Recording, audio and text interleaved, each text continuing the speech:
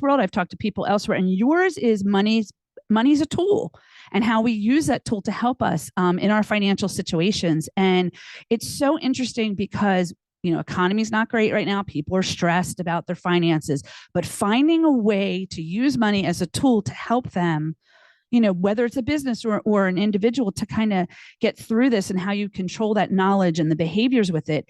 And I want to know a little more, like, your thoughts more about what is money. And also we'll go into this too, also about your money story with budgeting and all. I'll talk about that in a minute, but this kind of lends itself to that as well.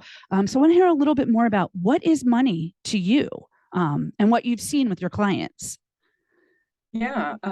So as far as like speaking to it being a tool, I think, only in my older years do I think of it that way. Okay.